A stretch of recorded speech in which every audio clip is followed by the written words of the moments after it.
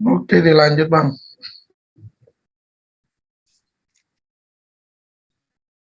Nah, siapa yang mulai? Biar Bapak, silakan Pak. Biar saya tahu ya. arahnya kemana dialog kita. Iyalah. Jadi kalau kekristenan itu kita ingat ada 4 hari raya yang penting sekali gitu ya.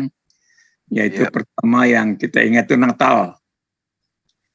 Natal, lalu kita juga peringatkan Jumat Agung nanti tanggal 15, lalu tanggal 17 itu kebangkitan, lalu nanti kita peringatkan Pentakosta, pencurahan Roh Kudus, lalu kenaikan Yesus ke surga, ada 4-5 itu kita peringatkan itu. Nah itulah hari-hari raya bagi Kristen yang harus diperingati setiap kali gitu, tiap tahun untuk memperingati karya Tuhan. Jadi kekristenan itu perbuatan Tuhan terhadap umatnya. Itu. Jadi melalui kelahirannya kita rayakan karena dia lahir itu untuk datang untuk jadi berkat bagi manusia, nolong manusia. Makanya dikatakan lahir di kandang binatang itu kan, kandang binatang itu menggambarkan keadaan manusia yang kotor. Sebenarnya itu. Kenapa dia lahir di kandang domba? Karena kadang-kadang orang tuh bingung, kenapa lahir kok di kandang domba sih? Tapi semua itu adalah kiasan untuk menggambarkan bahwa kandang domba itu adalah gambaran tentang manusia yang sudah berdosa. Jadi kekristenan itu lebih pertama itu menekankan kepada manusia yang keberadaannya itu dalam dosa. Ya seperti kandang binatang itu kotor, bau ya. Ya itu jadi kelakuan manusia itu sudah nggak bagus gitu. Nah Yesus lahir di sana, Yesus datang, dia lahir untuk merubah hati yang jahat manusia, pikiran yang jahat manusia, itu gambarannya seperti itu. Makanya kita peringatkan kelahiran Yesus itu, Natal itu karena seperti itu, Yesus datang untuk merubah sikap hati kita yang tidak baik, yang bau, yang busuk, itu seperti kandang domba itu. Lalu dalam pelayanannya beliau ditantang oleh orang Yahudi yang sudah mengenal Tuhan, ya, ditantang oleh orang Yahudi sampai akhirnya dia dihakimi karena dianggap menista Tuhan, karena dia mengaku sebagai Mesias, anak Allah.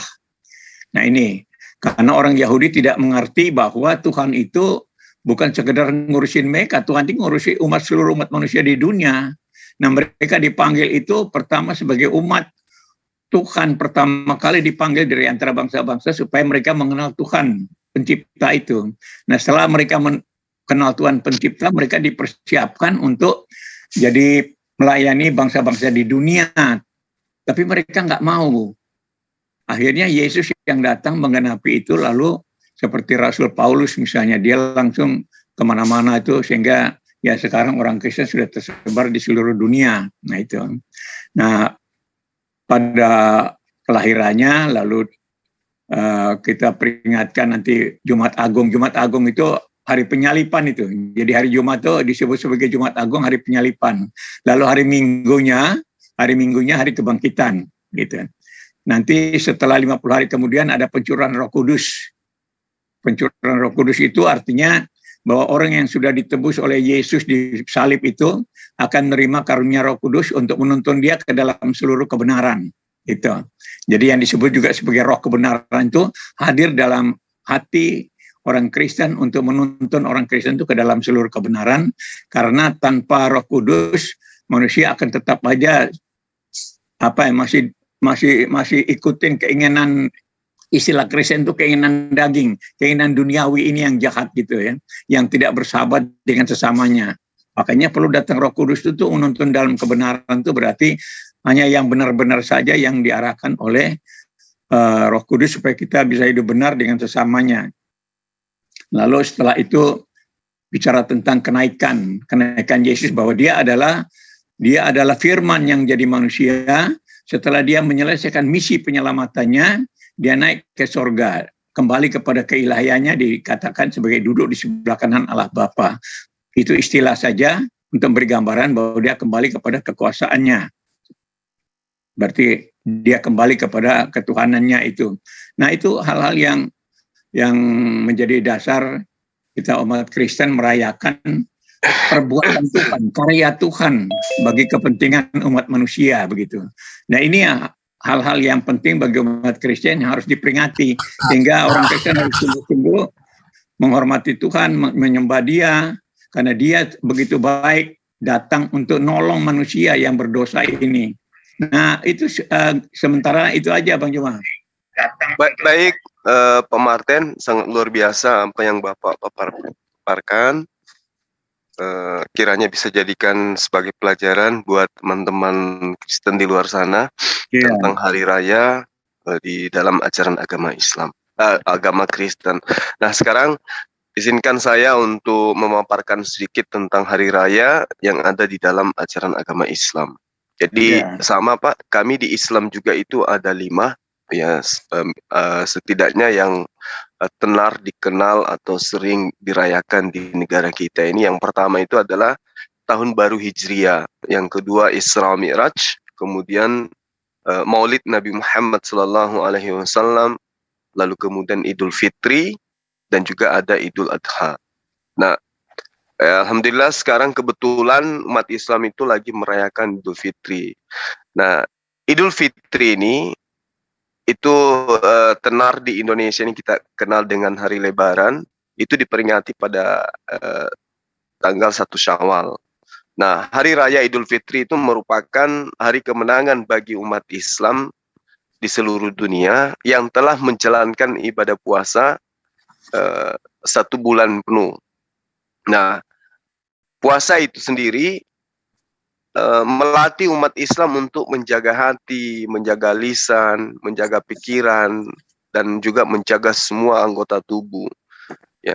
Lalu kemudian setelah 1 bulan penuh menjalankan ibadah puasa dengan ikhlas, maka umat Islam, utamanya seorang Muslim, itu akan kembali dalam keadaan fitrah atau kembali dalam keadaan suci, atau di dalam pemahaman sahabat Kristen itu disebut terlahir kembali. Nah, saat merayakan hari raya Idul Fitri, umat Islam itu disunahkan kemudian untuk ibadah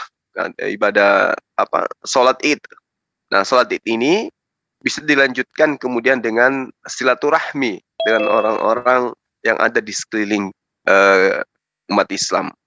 Nah, kalau tadi Pak Martin menjelaskan tentang bagaimana kelahiran lalu kemudian kematian daripada Yesus Kristus itu adalah sebagai momentum untuk kemudian menjadi penghapus dosa. Kalau di dalam ajaran agama Islam juga ada prosesi penghapus dosa, Pak, atau penebus dosa. Misalnya di dalam hadis riwayat Muslim diterangkan bahwa sholat 5 waktu, sholat Jumat ke Jumat berikutnya, serta Ramadan ke Ramadan berikutnya, itu adalah amalan menghapus dosa-dosa di antara mereka umat Islam atau orang Muslim selama menjauhi dosa-dosa besar. Nah, lalu kemudian diterangkan pula bahwa di dalam Al-Quran surah As-Sumar ayat 35, Bismillahirrahmanirrahim, liyukaffirallahu anhum aswalladina amilu. Jadi diterangkan bahwa Allah menghapus ya atau mengampuni dosa-dosa manusia yang melakukan amalan soleh yang paling buruk yang pernah mereka kerjakan apabila orang-orang ini mendirikan puasa.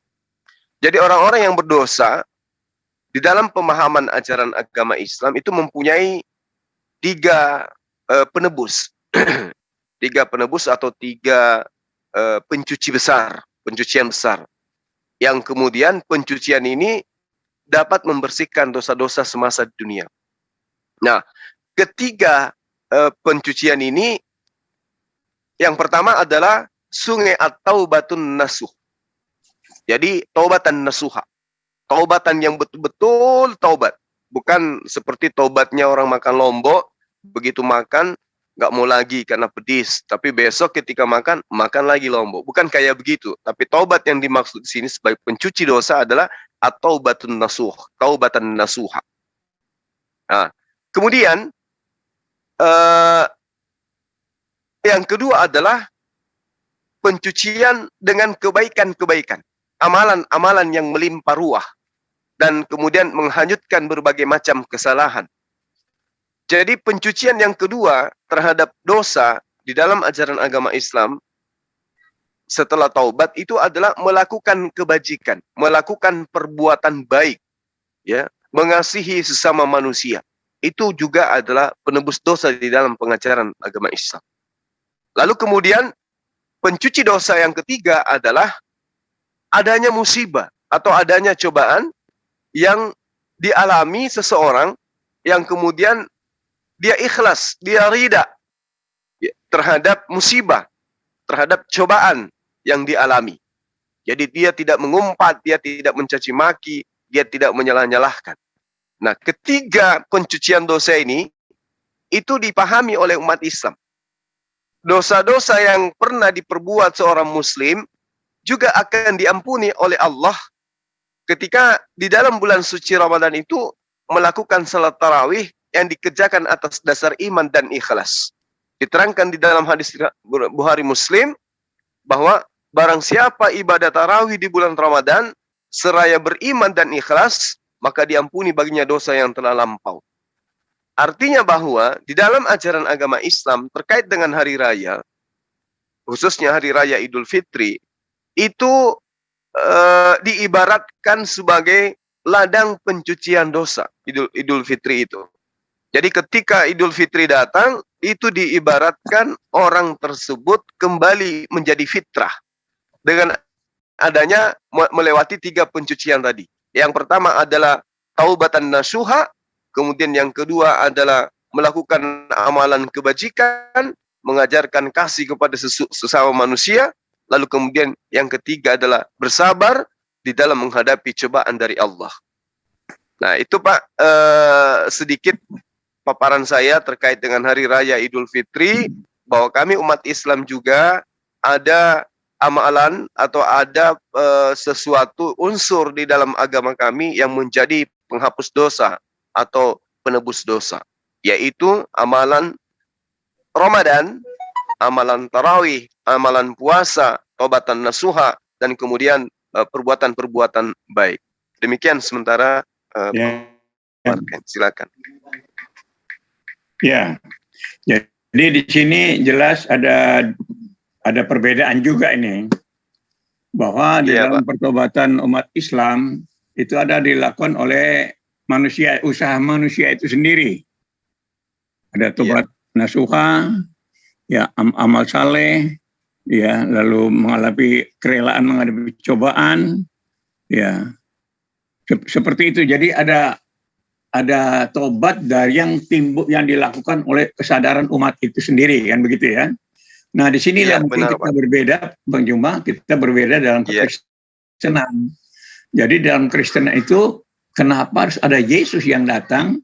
Karena memang menurut orang Kristen itu dosa itu tidak bisa hilang begitu aja, nggak bisa. Jadi di sini kita berbeda, artinya usaha kita itu untuk berbuat amal itu tidak mungkin gitu. Karena maksudnya begini, bahwa bisa saja kita berbuat baik gitu ya, bisa, bukan tidak bisa, bisa. Tetapi pada satu saat seperti misalnya datang masalah, datang cobaan tadi, nah itu di situ ujiannya, dan umumnya orang tidak bisa di sana, sehingga amal saleh atau sikap dari manusia untuk bisa benar itu akan sulit karena orang tidak bisa, itu menurut konsep Kristen. Sehingga di sini hanya Tuhan yang bisa membebaskan manusia. Artinya bahwa kebenaran yang terjadi dalam kehidupan manusia itu oleh Tuhan sendiri. Jadi kita bukan karena kita berbuat baik kita ditebus, itu bukan. Karena kita memang sudah berdosa. Nah, Tuhan ambil jalan pintas untuk yang kita. Jadi kita cukup percaya saja sama Tuhan Yesus, sudah dibenarkan. Setelah kita dibenarkan, kita menjadi miliknya, kita menjadi anak-anaknya, kita menjadi murid-muridnya, lalu kita belajar untuk melakukan hidup yang benar. Nah, dari situ tuh perbedaannya. Jadi Tuhan sendiri yang membenarkan kita. Jadi menurut penebusan itu kita dibenarkan, bukan karena kita benar. Karena kita berbuat baik apa enggak. Karena manusia dianggap tidak bisa berbuat yang baik. Bisa, tapi nanti dia berbuat baik, dia seperti tobat lah, tobat kumat gitu, itu kelakuan manusia itu. Kalau dia susah dia tobat, nanti dia selesai dia bikin lagi, itu nggak bisa hilang tomat itu. Nah ini yang membuat lalu Tuhan mengambil keputusan bahwa dia harus diselamatkan. Jadi diselamatkan dulu. Jadi setelah orang ini diselamatkan, dia baru diajar, kamu harus mengasihi sesama, nggak boleh kamu jahatin orang lain. Itu. Nah itu merupakan jadi amal kita, perbuatan baik kita itu dalam rangka ucapan syukur. Jadi perbuatan baik kita semua yang kita lakukan terhadap sesama kita itu sebagai tanda terima kasih kepada Tuhan bahwa Tuhan sudah menyelamatkan kita, begitu. Jadi itu kita harus lakukan itu sebagai ucapan syukur. Jadi rasa terima kasih itu harus kita ungkapkan kepada Tuhan. Kalau kita tidak lakukan itu, Tuhan akan ajar kita sebagai anaknya, gitu. Kita tidak akan dibiarkan begitu. Tapi Tuhan ajar melalui berbagai persoalan sehingga kita sadar, oh ya saya salah ya. Saya tidak melayani sesama, padahal ini tugas yang harus saya lakukan. Karena Tuhan sudah selamatkan saya harus melayani sesama dengan baik. Nah inilah hal-hal yang menjadi dasar pertobatan orang Kristen. Jadi dia melakukan amal saleh atau perbuatan baik itu sebagai satu ucapan syukur. Bukan supaya dia selamat gitu. Bukan dia amal supaya dia selamat, itu tidak. Itu tidak mungkin. Jadi diselamatkan dulu, nah kita lakukan itu karena kita bersyukur kepada Tuhan karena kita sudah diselamatkan. Nah ini hal-hal yang menjadi dasar kehidupan Kristen sehingga kita tiap kali baca firman Tuhan atau kita ke gereja dengar khotbah pendeta, di sana kita selalu diingatkan gitu, selalu diingatkan. Makanya tentang peristiwa Paskah pengorbanan Yesus ini selalu ada peringatan. Kalau kamu minum roti ini, kamu minum anggur ini, kamu memperingatkan pengorbanan aku gitu. Ini sebagai peringatan gitu. Jadi disitulah kita lakukan semua itu untuk memuliakan, untuk bersyukur kepada Tuhan. Nah inilah hal-hal yang ya perbedaan antara Kristen dengan orang Islam di dalam menghadapi kehidupan yang berdosa ini. Jadi kalau Islam itu dia berbuat amal itu untuk membenarkan dirinya, tetapi orang Kristen sudah dibenarkan dulu, baru dia ucapan syukurnya melakukan amal. Ya mungkin itu dari Kristen itu seperti itu, Bang Juma. Jadi kita berbeda memang. Baik Pak, makasih banyak atas paparannya. Ya. Jadi kalau di dalam ajaran agama Islam, keselamatan itu sudah ditentukan oleh Allah. Bahwa orang yang selamat adalah orang yang taat kepada perintah Allah. Sementara perintah Allah, muatannya itu adalah perbuatan baik dan menjauhi perbuatan buruk. Nah, jadi ketika manusia melakukan perbuatan baik dan menjauhi perbuatan buruk, itu terkesan mentaati perintah dan terkesan taat terhadap menjauhi larangan. Karena janji Allah itu hanya ada pada orang-orang yang beriman. Sementara orang dikatakan beriman di dalam ajaran agama Islam, kalau orang tersebut taat melaksanakan perintah dan taat meninggalkan larangan. Allah Subhanahu wa Ta'ala di dalam Al-Quran, misalnya kita ambil dari surah Al-Kahf ayat 29. Bismillahirrahmanirrahim. Wa qulil haqqu min rabbikum faman syaa'a falyu'min wa man syaa'a falyakfur inna atadna lizzalimin nara ahata bihim suradiquha wa iyastaghithu yugathu bima'in qalmuhli yaswil wujuh bi'sa syarab wa sa'at murtafaqa. Jadi Allah menyeru kepada baginda Rasulullah Muhammad sallallahu alaihi wasallam agar Rasulullah Muhammad sallallahu alaihi wasallam menyerukan kebenarannya, bahwa kebenaran itu datangnya dari Allah. Barang siapa beriman, hendaklah ia beriman. Barang siapa yang menghendaki ingkar atau tidak beriman, biarlah dia ingkar atau tidak beriman. Sesungguhnya kami telah menyediakan api neraka bagi orang-orang yang zalim, yang gejolaknya mengepung mereka. Nah, ini diterangkan oleh Al-Quran. Jadi Allah memberitakan terlebih dahulu bahwa ending dari kehidupan di atas muka bumi ini hanya ada dua. Yang pertama masuk ke dalam jannah, keselamatan. Yang pertama, yang kedua adalah masuk ke dalam neraka. Nah, penyebab daripada jannah atau nerakanya manusia itu tergantung apakah mereka itu beriman, taat kepada perintah Tuhan, atau mereka ingkar, tidak taat kepada perintah Tuhan. Jadi itu yang ada di dalam konsep ajaran agama Islam. Wa qulil haqqu mir rabbikum. Katakan kepada mereka kebenaran itu sudah dipaparkan. Kebenaran itu sudah disajikan. Kebenaran itu sudah dinyatakan. Bahwa jangan melakukan ini, jangan melakukan itu, lakukan ini, lakukan itu sudah dinyatakan oleh Allah. Wa qulil haqqu mir rabbikum. Petunjuk-petunjuk Allah itu sudah datang. Ketika ingin masuk ke dalam jannah, ini yang kamu lakukan. Ketika kamu melakukan ini, akibatnya adalah neraka. Ketika engkau melakukan perbuatan ini, dihitung perbuatan yang baik, dan itu adalah perintah Allah, maka amalannya akan membawa manusia ke dalam sorga. Lalu kemudian dijabarkan juga, perbuatan ini akibatnya menjadikan engkau menjadi ahli neraka. Maka Allah menerangkan, wa qulil haqqu mir rabbikum. Kebenaran itu sudah dipaparkan, kebenaran itu sudah dinyatakan, dan kesalahan-kesalahan itu sudah pula dinyatakan. Barang siapa yang ingin melakukan kebenaran, silakan lakukan kebenaran. Barang siapa yang ingin melakukan kesalahan, silakan melakukan kesalahan. Faman syaa'a falyu'min wa man syaa'a falyakfur. Silakan. Pilihan ada di hadapan kita semua. Ya, kalau Anda ingin menjadi orang beriman, fadal. Ingin menjadi orang yang ingkar, tafadhal. La ikraha fiddin. Tetapi Allah menerangkan, sesungguhnya kami telah menyediakan neraka bagi orang-orang yang zalim. Siapa orang zalim ini? Orang zalim yang sudah dinyatakan jalannya seperti apa, yang harus dihindari seperti apa, yang harus dilakukan seperti apa, tapi juga masih dilanggar. Itulah orang yang zalim. Menzalimi diri sendiri.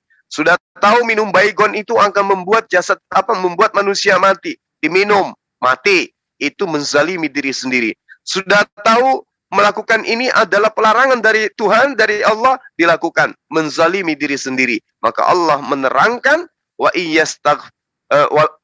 iyastaghithu yugathu bima'in kalmuhli yaswi wujuh. Lalu diterangkan sebelumnya, inna atadna lizzalimina nara. Orang-orang yang zalim disiapkan api neraka. Jadi saya simpulkan sini bahwa umat Islam itu mengenai keselamatan itu sudah nyata. Keselamatan di dalam ajaran agama Islam itu sudah nyata terpampang oleh Allah. Allah yang kemudian menyelamatkan manusia. Bukan kemudian terhitung daripada apa yang menjadi acuan manusia dalam pikirannya. Bahwa saya sudah diselamatkan karena saya sudah beribadah. Saya diselamatkan karena saya sudah berpuasa. Saya diselamatkan karena ini dan itu. Tidak.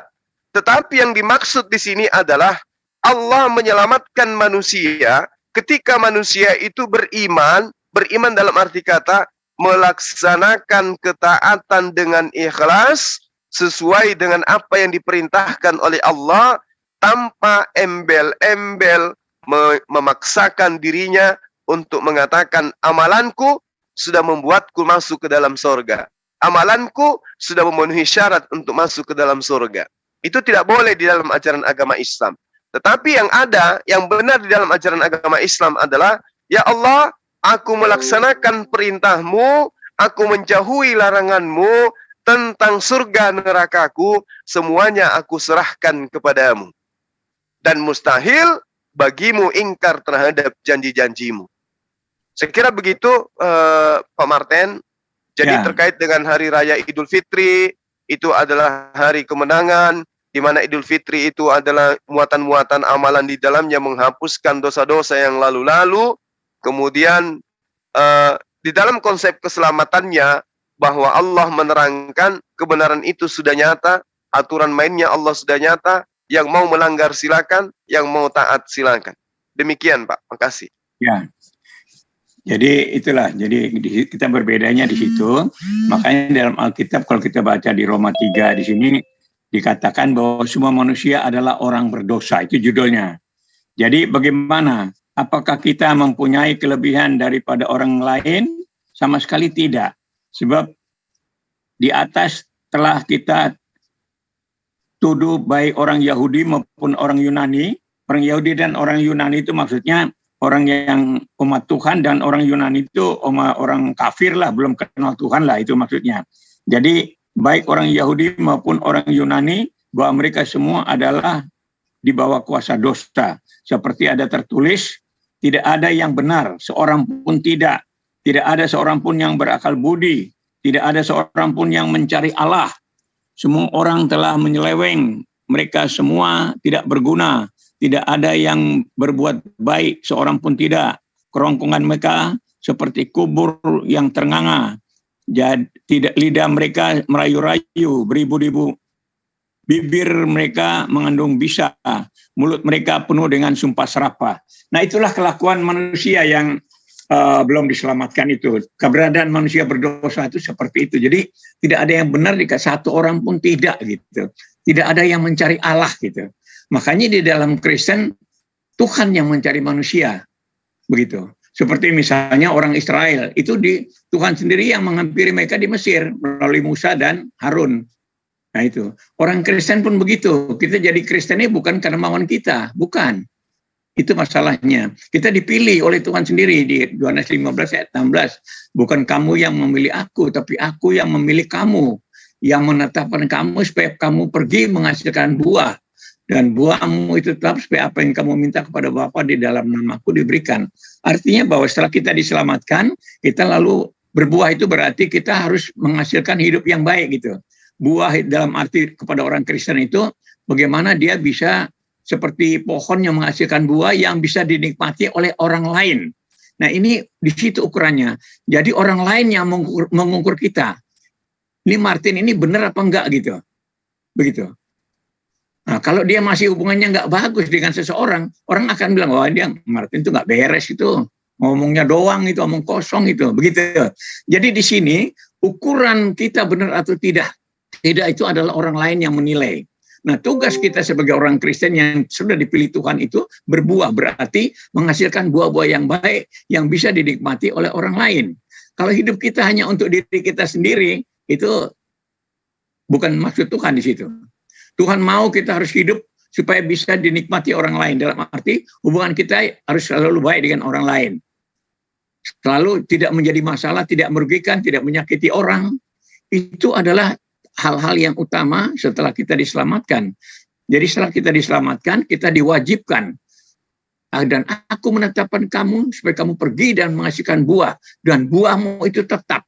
Jadi buahnya tetap, artinya kehidupanmu yang baik yang bisa dinikmati orang itu tetap menjadi bagian hidupmu. Kamu tidak boleh berubah dari sana. Supaya apa yang kamu minta, misalnya apa yang kita perlukan dari Tuhan itu dia berikan. Jadi syaratnya orang Kristen di sana. Makanya kalau orang Kristen hidupnya nggak benar, dia tidak akan diberkati Tuhan gitu loh. Ini. Jadi orang Kristen itu beratnya di situ. Kalau dia tidak hidup baik dengan sesamanya, ada masalah. Gitu. Nah ini tekanan pada orang Kristen itu di sana.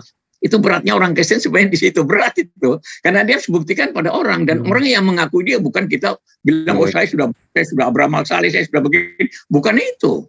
Itu kita klaim diri kita. Tapi yang Tuhan mau adalah kamu akui orang. Oh ya, baik dia itu. Jadi ukuran orang ukur itu yang jadi standar kita gitu.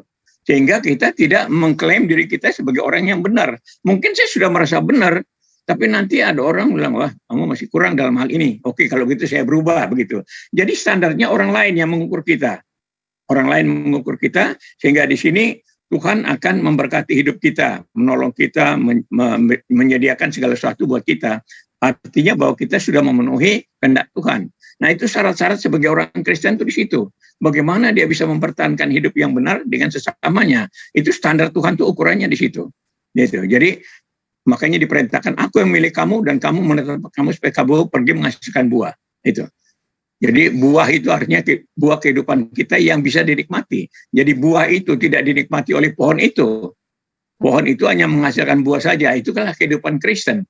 Hidup Kristen itu hanya menghasilkan buah yang baik-baik supaya orang lain menikmati. Nah, ini yang menjadi PR dalam kehidupan orang Kristen, yang tiap minggu diajarkan supaya orang Kristen itu hidup yang benar. Selalu diingatkan di gereja itu, karena bagaimanapun kita kan manusia-manusia gitu ya, masih bisa berbuat yang salah. Tapi kalau kita ke gereja itu diingatkan, makanya di gereja itu hanya bicara soal dosa-dosa kita aja, gitu, supaya kamu berubah itu, jangan sampai menyakiti hati istrimu. Nggak boleh nyakitin hati istrimu atau anak-anakmu, atau orang anak-anak harus hormati orang tua, gitu. Istri harus menghormati suami, suami harus mengasihi istri. Ini hal-hal yang ditekankan tiap hari di dalam firman Tuhan. Sehingga inilah PR kita tuh di situ, beratnya itu di situ. Sedangkan kita berhadapan dengan orang yang berbeda dengan kita. Nah, disitulah ujian peperangan itu di situ. Bagaimana kita harus tetap mempertahankan hidup yang berbuah tadi, supaya orang lain tidak mencemooh kita, tidak merasa disakiti, dijalimi oleh kita. Nah, itu kira-kira Bang Juma hal-hal yang dari kekristenan, bahwa kekristenan itu beranggapan bahwa firman Tuhan mengatakan bahwa tidak ada yang benar. Satu orang pun tidak ada. Sehingga kalau dari dia sendiri, mungkin dia bisa jadi orang yang benar itu nggak bisa kalau bukan Tuhan yang proses. Nah, begitulah Bang Juma. Baik Pak, terima kasih. Ya, saya suka dengan paparan Pak Martin. Kalau di dalam ajaran agama Islam terkait dengan apa yang kita bahas, di dalam Al-Quran, Al-Isra ayat 15 menerangkan begini. Bismillahirrahmanirrahim. Man ihtada fa innama yahtadi li nafsi. Wa man dalla fa innama yadillu 'alaiha. Wa la taziru wazirah wisru ukhra. Wa ma kunna mu'azzibina hatta nab'atha rasulah. Barang siapa ya, melakukan perbuatan sesuai dengan petunjuk Allah, sesuai dengan wahyu dari Allah, sesuai dengan aturan mainnya Allah, maka sesungguhnya orang itu ya sedang melaksanakan keselamatan dirinya. Dan barang siapa tersesat, melanggar perintah yang telah datang kepadanya, tidak melalui aturan main yang diperintahkan oleh Tuhan, maka sesungguhnya kerugian itu juga akan menimpa dirinya sendiri. Dan orang yang berdosa tidak dapat memikul dosa orang lain. Tetapi kami tidak akan menyiksa sebelum kami mengutus seorang rasul. Jadi, di dalam pandangan kami sebagai umat Islam, orang yang melakukan kesalahan yang kepadanya tidak pernah diutus rasul, itu adalah kaum patrah namanya. Kaum yang tidak datang kepadanya rasul. Jadi ketika mereka melanggar, itu tidak ada hukuman. Karena memang tidak ada rasul yang diutus kepada kaum mereka.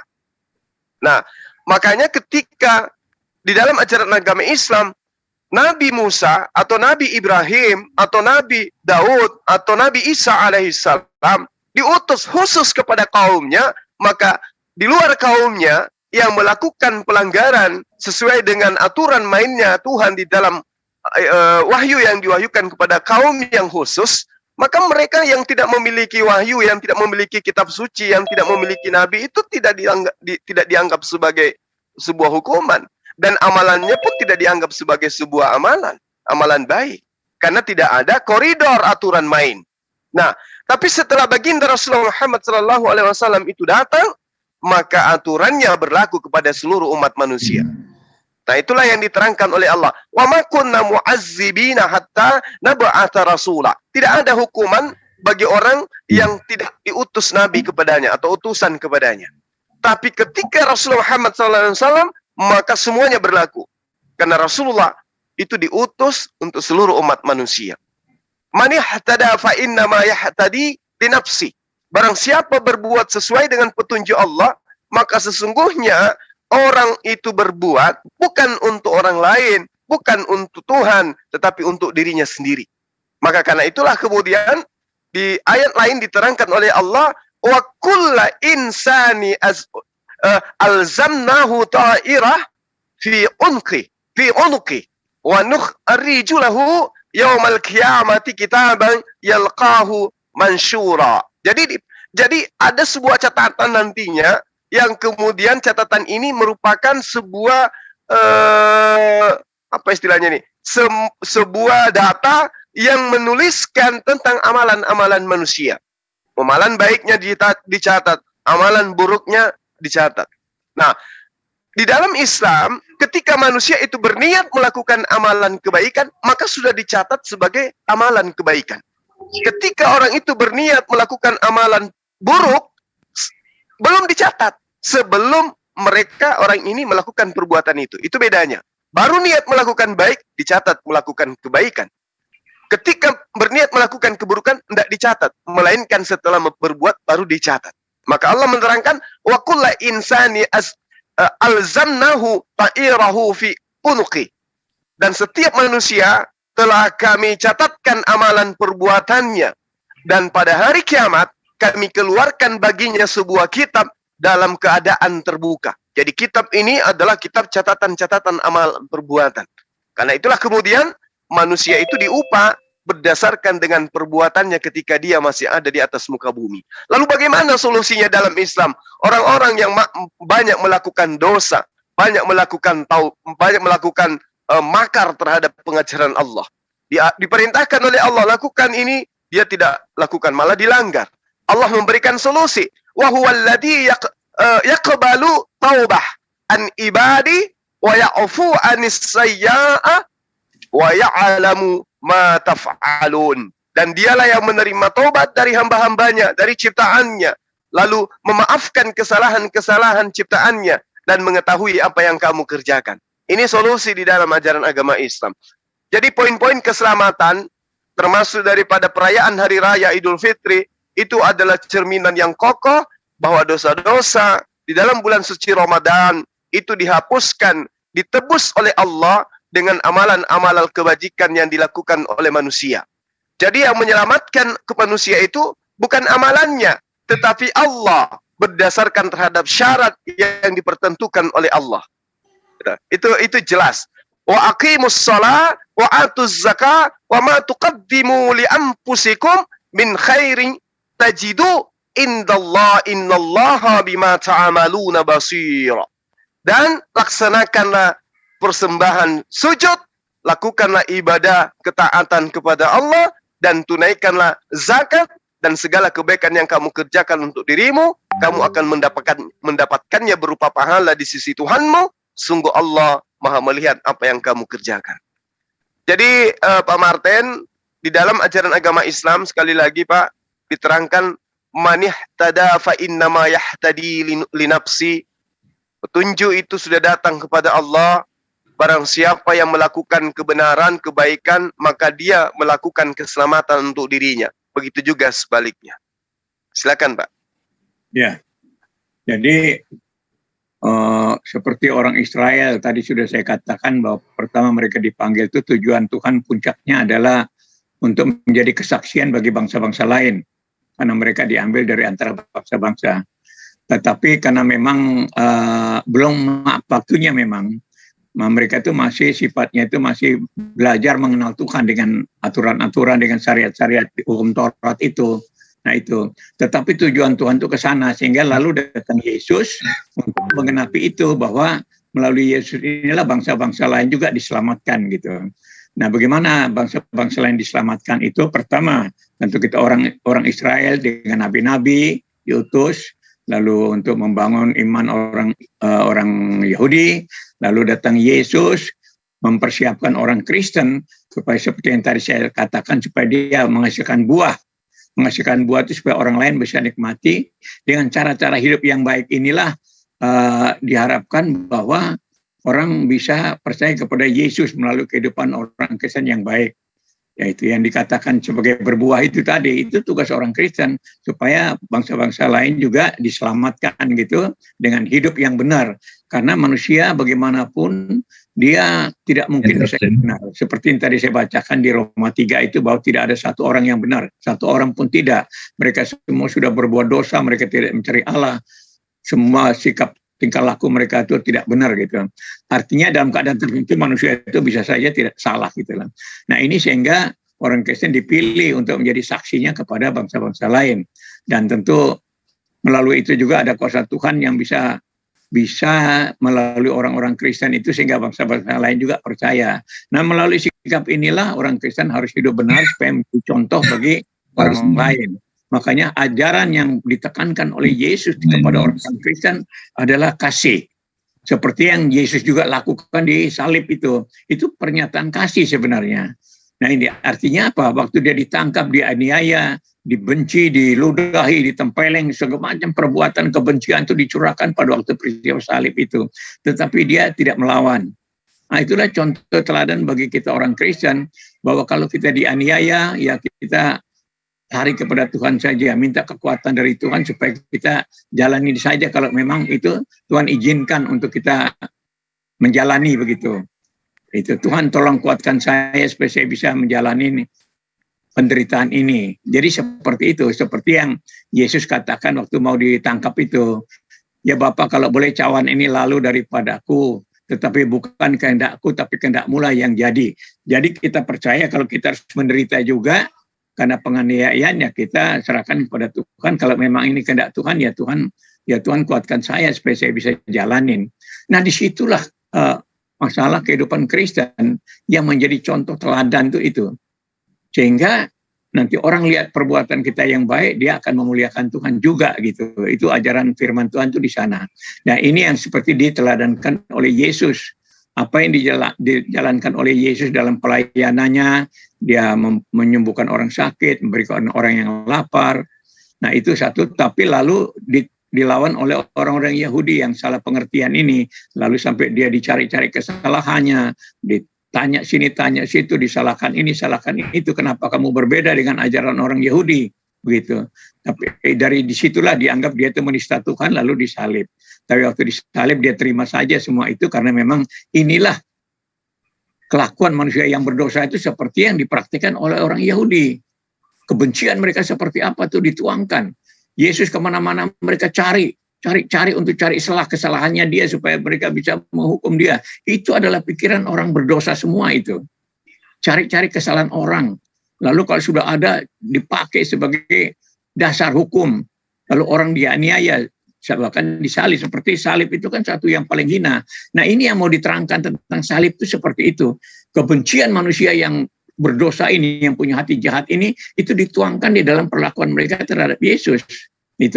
Itu makanya peristiwa salib itu satu peristiwa yang penting bagi orang Kristen, karena di situ ada dua teladan. Teladan pertama, Tuhan menunjukkan betapa orang yang jahat itu menganiaya, membunuh, itu menghina, memfitnah, menjahati segala macam dengan salah perbuatan, bahkan sampai membunuh dengan hukuman yang paling hina.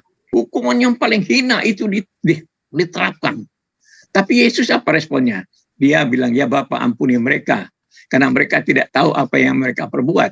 Artinya apa? Inilah orang-orang berdosa yang tidak tahu diri. Kalau mereka berbuat jahat itu, bahwa mereka juga akan menerima risikonya. Itu yang dikatakan Yesus, ya Bapa ampuni mereka, karena mereka tidak tahu apa yang mereka perbuat. Yesus tidak membenci mereka karena dia tahu ini semua perbuatan karena dosa. Karena dosa itu. Nah ini yang terjadi dalam pelayanan Yesus sampai dia mati itu memberi teladan buat kita. Bahwa inilah akibat dari orang berdosa itu. Tapi bahkan orang Kristen sendiri harus di-mute Pak Lukman. Ya, lanjut Pak, lanjut. Ya. Jadi orang Kristen itu harus siap menderita, kemungkinan menderita. Makanya banyak sekali di dalam Alkitab tuh menekankan itu, seperti dalam Yohanes 15 bahwa kamu akan dibenci orang gitu karena kamu bukan dari dunia ini, karena aku telah memilih kamu. Itu kata Yesus pada orang Kristen. Begitu. Lalu di Yohanes 16 juga dikatakan bahwa kamu akan dikucilkan dan orang yang membunuh kamu menganggap bahwa mereka telah berbuat bakti bagi Allah. Ini, jadi disinilah masalah kehidupan orang Kristen itu penuh penderitaan. Artinya orang Kristen itu diperlakukan oleh orang itu sudah tidak manusiawi lagi, seperti sampah gitu loh. Dianggap manusia tidak berguna. Seperti yang diperlakukan pada Yesus. Nah ini yang harusnya kita orang Kristennya harus siap untuk itu. Harus siap untuk menerima itu. Nah ini hal yang memang tidak mudah, tidak gampang untuk bisa menghadapi semua itu. Tapi kenyataan Tuhan sudah bilang, kamu akan dibenci oleh dunia ini karena kamu percaya sama aku. Karena aku bukan dari dunia ini. Yesus kan datang dari surga. Nah dunia itu membenci seperti yang dilakukan orang-orang Yahudi. Mereka benci sekali. Nah sekarang orang Kristen juga Tuhan peringatkan, kamu akan dibenci karena kamu bukan dari dunia ini kan, aku sudah memilih kamu. Gitu. Jadi kalau dunia membenci kamu, berarti mereka itu membenci aku, kata Yesus begitu. Lalu di Yohanes 16 dikatakan, orang akan mengucilkan kamu dan yang membunuh kamu menganggap bahwa mereka berbuat bakti bagi Tuhan. Ini hal-hal yang harus kita hadapi. Itu beratnya bukan main itu, tapi apa boleh buat. Jadi kalau ada orang Kristen yang menderita, ya kita cuma berdoa, Tuhan tolong beri dia kekuatan, Tuhan. Kalau memang Tuhan izinkan dia harus mengalami ini, Tuhan beri dia kekuatan. Jadi itu ada standar yang dipakai oleh orang Kristen dalam menghadapi kehidupan ini. Jadi hidup ini kita harus siap-siap untuk dibenci, siap-siap untuk dia menderita, siap-siap untuk difitnah, dihina, dicemoohin. Nah itulah dasar kehidupan kita. Di situ dalam masalah dosa, dalam masalah kebenaran, tentang diri kita sendiri. Makanya Yesus lahir di kandang domba. Itu seperti yang dikatakan tadi, wah tidak ada yang benar. Semua orang sudah berbuat dosa. Mulutnya sumpah serapahnya itu ada pada mulutnya. Itu makanya Yesus datang lahir di kandang domba supaya kita dibarui, kita diajarkan yang baik. Nah itu kira-kira kalau kita bicara soal dosa dan amal perbuatan baik itu begitu. Jadi kekristenan itu diselamatkan, lalu diwajibkan untuk memberi contoh teladan yang baik. Harus mengalah, kuncinya itu harus mengalah. Itu aja kuncinya. Dan ini memang satu PR yang betul-betul berat buat orang Kristen. Tapi mau tidak mau, suka atau tidak suka, kita harus jalani ini. Makanya kalau kita harus menderita juga, ya kita hanya datang kepada Tuhan, tidak berpikir untuk membalas, tapi kita bilang, Tuhan, tolong saya, kuatkan saya. Begitu Bang Juma, ya. Baik Pak Martin, sangat menarik apa yang Bapak sampaikan. Kalau di dalam pemahaman kami umat Islam, Abu Hurairah atau yang bernama asli Abdurrahman bin Syakh menyatakan bahwa baginda Rasulullah Muhammad SAW itu bersabda, mengajarkan sebuah konsep bahwa ada 3 perkara yang menyelamatkan manusia dari siksa api neraka. Dan ada 3 perkara yang dapat membinasakan manusia pada kebinasaan, mengantar manusia pada kebinasaan. Dan juga ada 3 perkara yang dapat meninggikan derajat manusia di akhirat, dan ada 3 perkara yang dapat menghapuskan dosa. Nah, saya urai satu-satu. 3 hal yang dapat menyelamatkan manusia dari siksa Allah. Yang pertama itu adalah takut kepada Allah. Nah, cerminan takut kepada Allah ini adalah sama ketika anak-anak takut kepada orang tuanya.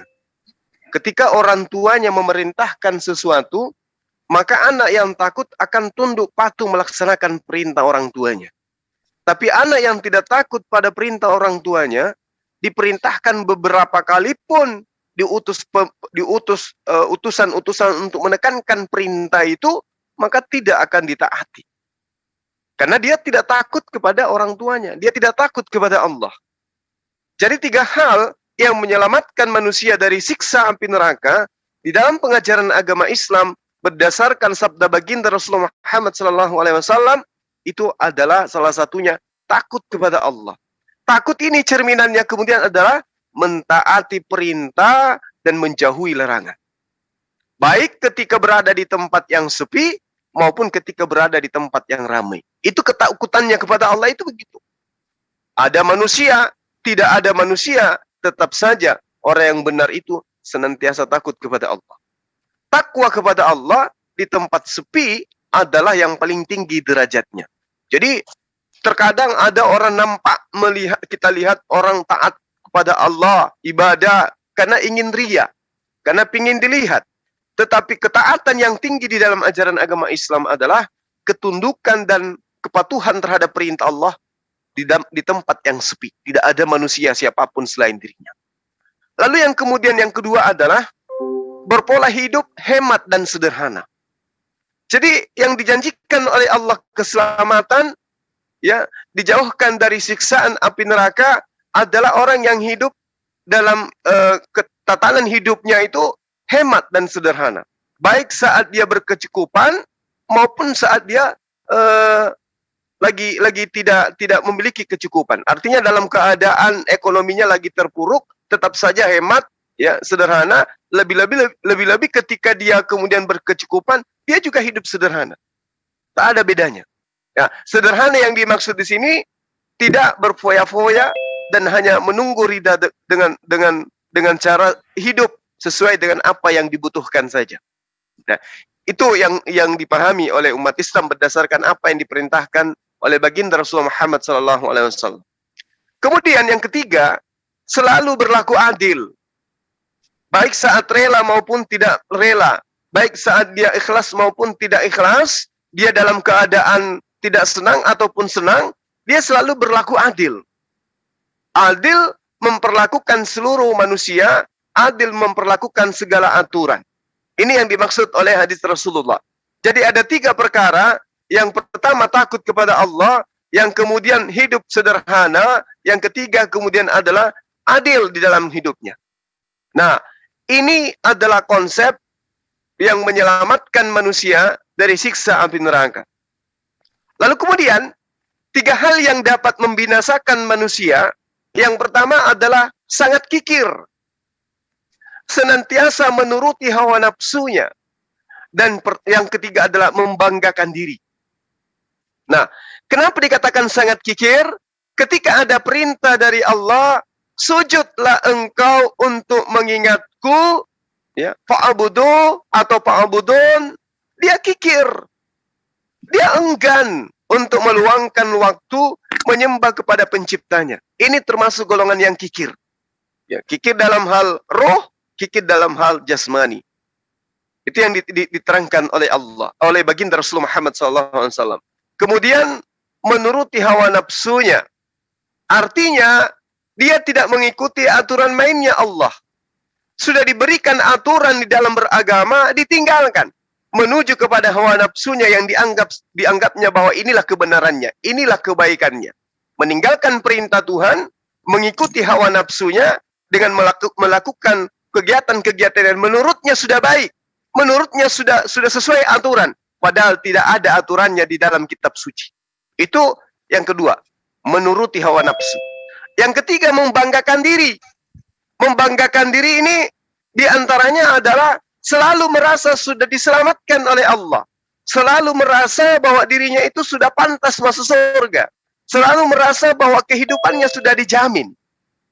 Tanpa dia menyadari bahwa sesungguhnya kebaikan yang dia lakukan itu adalah justru pelanggaran. Karena tidak berdasarkan terhadap syariat yang ditentukan oleh Allah. Karena hidup ini yang benar adalah harus mentaati aturan mainnya Tuhan, baru disebut sebagai orang beriman. Nah, kemudian kata Rasulullah, ada 3 hal yang dapat meninggikan derajat manusia di akhirat. Yang pertama adalah membudayakan ucapan keselamatan. Assalamualaikum. Selalu menebarkan salam. Ketika bertemu orang, keselamatan atasmu. Semoga Allah memberkatimu. Semoga Allah mengampunimu. Semoga Tuhan selalu menebarkan doa, membudayakan ucapan salam. Yang kedua, suka memberikan makanan. Ya. Suka bersedekah. Suka berinfak. Apalagi zakat. Itu yang kedua. Kemudian, ibadah, sujud kepada Allah di tengah malam. Ini kami umat Islam menyebutnya dengan salat tahajud. Ini 3 poin. Yang meninggikan derajat manusia di akhirat kelak adalah membudayakan ucapan kasih kepada sesamanya manusia. Ketika dia berucap, orang menjadi teduh. Ketika dia berbicara, orang menjadi nyaman. Ya, itu yang dimaksud membudayakan ucapan salam. Lalu yang kedua, gemar memberikan makanan. Ya, ketika dianjurkan diminta bayar zakatmu, berinfak dan bersedekah, dia tidak mikir panjang. Seketika dia melakukan apa yang menjadi tuntunan di dalam agamanya. Dan yang ketiga adalah senantiasa bangun di tengah malam, berbisik lembut kepada Sang Pencipta penguasa langit yang bumi, mengaduhkan segala apa yang ada dalam kehidupannya kepada Pencipta langit dan bumi dengan cara-cara lembut dan cara-cara tidak disaksikan oleh orang lain. Itu yang meninggikan derajat umat Islam kelak di akhirat. Adapun 3 hal yang dapat menghapus dosa menurut baginda Rasulullah Muhammad SAW, yang pertama adalah menyempurnakan wudu, ya, menyempurnakan pertasbihan, ya, atau apa istilahnya itu, menyempurnakan poin-poin rukun di dalam ibadah. Di antaranya adalah wudhu di pagi hari, meskipun dalam keadaan dingin. Ya, jadi pada saat subuh hari, ketika ingin melaksanakan sholat, itu disempurnakan wudhunya, meski musim hujan dan seterusnya. Yang kedua, melangkahkan kaki untuk melaksanakan sholat atau ibadah berjamaah. Dan yang ketiga, menunggu tiba waktu sholat. Yang kedua, usai mengerjakan sholat yang pertama. Sehingga ada hubungan emosional dengan tempat ibadah.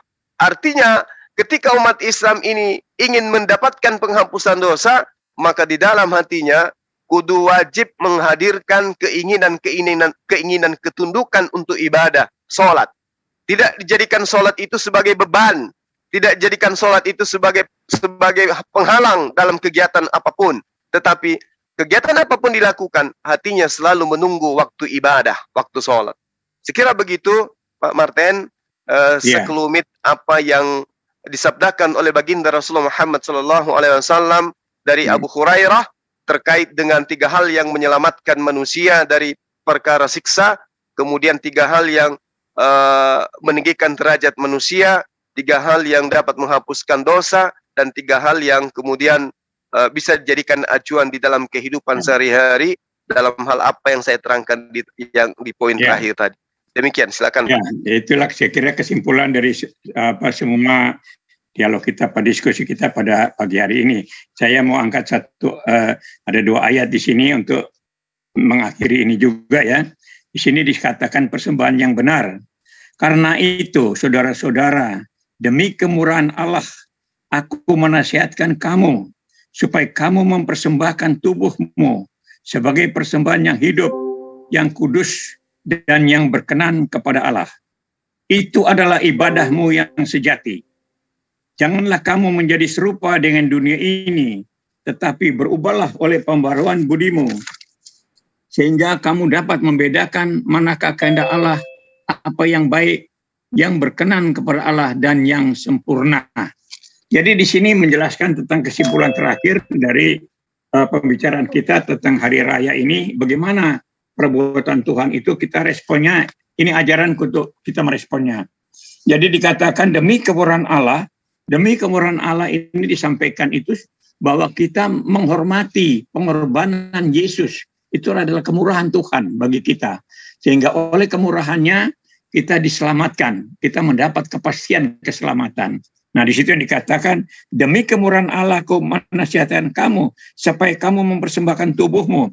Artinya bahwa kalau Tuhan sudah menyelamatkan kita, maka kita pun harus mempersembahkan hidup kita kepada Dia. Itu maksud. Karena itu persembahkanlah tubuhmu sebagai persembahan yang hidup, yang kudus, yang berkenan kepada Allah. Karena itu adalah ibadahmu yang sejati.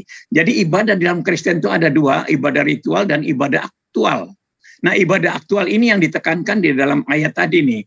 Demi kemurahan Allah, aku menasihatkan kamu supaya kamu mempersembahkan tubuhmu sebagai persembahan yang hidup, yang kudus, yang berkenan kepada Allah. Itu adalah ibadahmu yang sejati. Berubahlah oleh pembaruan budimu supaya engkau tahu mana yang baik, mana yang tidak baik, mana yang kehendak Allah, mana yang sempurna. Nah, disinilah inti ajaran, puncak dari ajaran Kristen itu di sana. Mempersembahkan tubuh itu berarti kita melakukan segala sesuatu untuk mempersembahkan bagi kemuliaan nama Tuhan. Bagaimana kemuliaan nama Tuhan itu kita wujudkan? Yaitu kembali lagi kepada inti ajaran Kristen bahwa kita harus melayani sesama dengan baik. Itu kuncinya di situ. Persembahkan tubuhmu, persembahan seluruh hidupmu untuk kemuliaan Tuhan. Persembahkan hidupmu untuk menjadi kesaksian bagi orang lain. Dan berubahlah oleh pembaruan budimu, akal budimu berubah supaya kamu menjadi orang yang bisa milah-milah yang baik, yang tidak baik, supaya yang kamu lakukan yang baik-baik saja. Nah itu, jadi di sini bagaimana orang Kristen harus hidup itu adalah ibadahnya yang sejati itu mempersembahkan tubuhnya, mempersembahkan kakinya melangkah ke tempat yang bagus, ya, tangannya untuk berbuat yang baik-baik, mulutnya berbicara yang baik-baik, pikirannya merencanakan yang baik-baik. Itu semua yang dikatakan bahwa mempersembahkan tubuh itu berkata yang baik, berbuat yang baik, berjalan ke jalan yang baik, yang benar gitu. Nah, itulah tekanan-tekanan dalam kehidupan kekristenan sehingga dikatakan demi kemurahan Allah, karena Allah sudah berkorban untuk kamu supaya kamu juga berkorban untuk sesamamu. Itu dikatakan begitu. Jadi kalau Allah sudah Tuhan Yesus sudah menyerahkan nyawanya kepada untuk kita, maka kita pun wajib menyerahkan nyawa kita untuk saudara-saudara kita. Sampai ke situ ayat itu mengatakan. Sehingga inilah inti daripada ajaran Kristen itu. Jadi itu Bang Juma, saya kira pagi ini cukup sampai di sini. Bang Juma sudah jelaskan tadi puncaknya daripada iman Islam, dan saya juga sudah menjelaskan tentang bagaimana kesimpulan dari kehidupan Kristen itu. Orang Kristen harus mempersembahkan tubuhnya. Dia menyerahkan tubuhnya. Bahkan Yesus sudah menyerahkan nyawanya untuk kita. Kita harus menyerahkan nyawa kita juga untuk sesama kita. Sampai ke situ, itu puncak ajaran daripada kekristenan. Jadi disitulah hal-hal yang mendasari keyakinan umat Kristen. Jadi disinilah belajar untuk menjadi orang Kristen itu berat sekali. Dan kita masih lihat tentu banyak orang Kristen yang masih dalam proses pertumbuhan, itu kita maklum-maklum aja, dan kita harapkan nanti dia akan sampai kepada iman yang sebenarnya. Jadi di situ menjadi dasar kehidupan orang Kristen bahwa dia harus menyerahkan nyawanya untuk Tuhan, yaitu dia menyerahkan nyawanya untuk sesama manusianya. Nah itu Bang Juma, saya kira cukup untuk kita ya, Bang Juma. Terima kasih banyak. Baik Pak, makasih ya. Pak Martin. Ya, sampai kita jumpa lagi nanti Bang Juma ya. Baik Pak. Terima kasih Bang Juma, terima kasih. Makasih Pak Martin. Ya, baik teman-teman sekalian, itulah dialog kami dengan Pak Martin tentang hari raya di dua agama masing-masing, baik dari agama Islam maupun agama Kristen, di mana kita sudah mendengarkan dari Pak Martin hari raya dari Kristen itu seperti apa poinnya. Kemudian di agama Islam, hari raya itu adalah hari kemenangan, hari di mana kita terbebaskan dari dosa-dosa yang pernah kita lakukan. Dengan kata lain, hari di mana manusia itu kembali fitrah, ya, kembali kepada kesucian. Karena bulan suci Ramadan dalam menghapuskan dosa-dosa yang pernah kita lakukan lalu-lalu, sehingga kita keluar di bulan suci Ramadan ini dalam keadaan terlahir kembali. Demikian para sahabat-sahabat sekalian, mungkin kita akhiri dulu sebelum kita buka sesi berikutnya. Atau ada tambahan dari sahabat-sahabat saya yang ada di sini, waktu dan tempat, silakan disenggol. Kebetulan Bang, tadi ada Pak Adi, tapi dia lagi ngurusin apa yang tabrakan dulu. Sekarang tapi ada Pak Tony sih Bang. Ya, Pak di sini Tony juga ada teman-teman kita, ada Adik Riva, ada siapa? Ada beberapa narasumber, ada Bang Erwin juga ada. Pak Tony, selamat pagi. Pagi Pak Tony.